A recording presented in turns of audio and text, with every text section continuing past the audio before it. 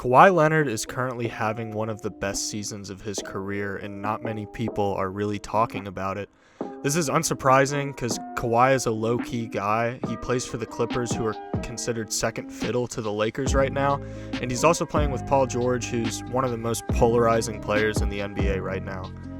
What's interesting, though, is that at the time of this recording, the Clippers are the first seed in the Western Conference with the best record in the league. This is largely due to Kawhi Leonard's incredible play, and I want to get into why his play this year in particular has been so good and how he's been able to elevate this Clippers team to the next level, and also why he's not and probably should be getting more MVP hype. The first thing I want to talk about is load management, and that's been the biggest knock on Kawhi's career to date. He can't play a full season, he's always injured, he didn't play enough games, etc. These criticisms were absolutely fair in prior years.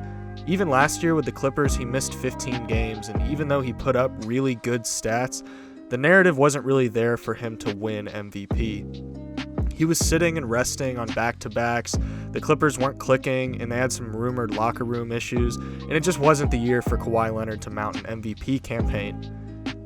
This year, though, that has absolutely not been the case. Kawhi looks really healthy, like really, really healthy.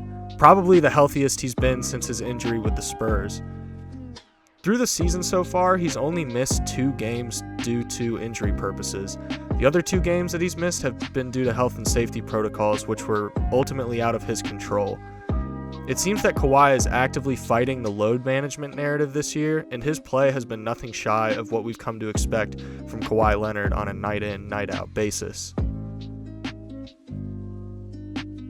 Now, let's get into the numbers. Obviously, stats are an important part of the MVP race. While Kawhi may not have the most jaw-dropping stats out of all the league's superstars in the MVP race, he's putting up incredibly solid numbers while also making an incredible impact on defense. The big thing I've noticed with Kawhi this year is that he's operating as a playmaker more often than he was last year. He's notching a reliable 5.4 assists per game with an assist-to-turnover ratio of almost 5-1. For some context, Kawhi has never averaged over 5 assists per game in his entire career.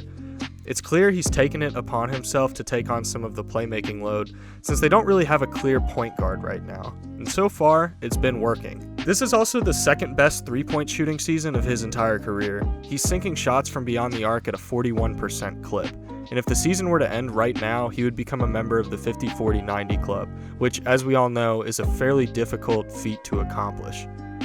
We knew that Kawhi was efficient, but I don't think anyone really expected him to be this efficient. He's operating like a machine out there, and everything on the court that he does looks like clockwork at this point. Defensively, he looks exactly like the Kawhi we know. Lockdown perimeter defender, good interior deterring presence, and can grab you a couple steals each game. Nothing new here, it's just the usual Defensive Player of the Year level defense from a guard that we've come to expect from him. Now, I want to get into the impact metrics, and I want to start this off by saying that on-off metrics are not the end-all be-all in determining the MVP race. They can be heavily skewed based on which players are running with which unit, the bench, or the starters. So these should be taken cautiously, and you should interpret them through your own lens and evaluation. I'm simply looking at raw numbers and seeing if they correlate to my hypothesis that Kawhi Leonard is having an MVP-level impact. The Clippers' offensive rating with Kawhi on the floor improves by 19.6 points per 100 possessions. When he's off the floor, their defense gives up 4.5 more points per 100 possessions, which may not sound like a lot, but in close games, those 4.5 points are going to be really important in determining who's the winner and who's the loser. The team's effective field goal percentage also increases when he's on the floor, obviously due to his unreal efficiency. By almost all metrics, the team is significantly better when Kawhi is on the floor, and in my opinion, that's definitely something that should be taken into account when discussing who the MVP is. Now I want to get into the eye test, because stats are great and all, and most people who know me will tell you how much I value statistical analysis. Efficiency is a really important part of a successful championship team, and being a net positive to the team should be the number one priority for every player.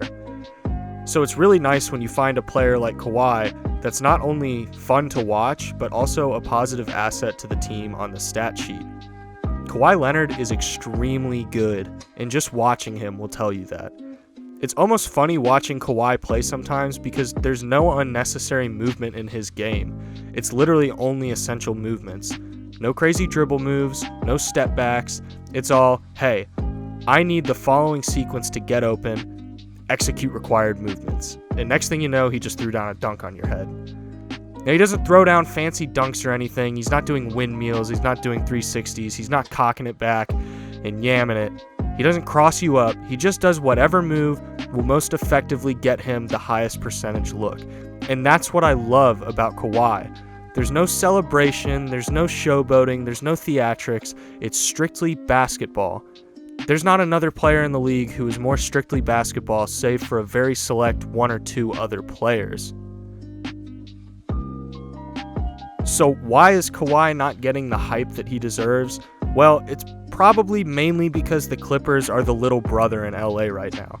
They're yet to prove themselves after that disappointing postseason run in the blown 3-1 lead to the Nuggets. So despite how you feel about either of the teams, the Clippers really don't get the amount of respect that they probably deserve, particularly from the major outlets like Bleacher Report, ESPN, SportsCenter, and other news outlets similar to that. Paul George has also been playing incredibly well, but since Kawhi has been playing like Kawhi, it's clear that he is the most valuable asset to this team, and Paul George feeds off of that. And I think as we go through this season, the potential for an MVP Kawhi Leonard narrative to emerge is just going to get stronger and stronger. Anyways, guys, thank you for watching. If you've made it this far, be sure to like, comment, subscribe. Follow me on Instagram at AlexKingNBA. Follow me on Twitter, AlexKing_NBA. And I'll see you guys in the next one.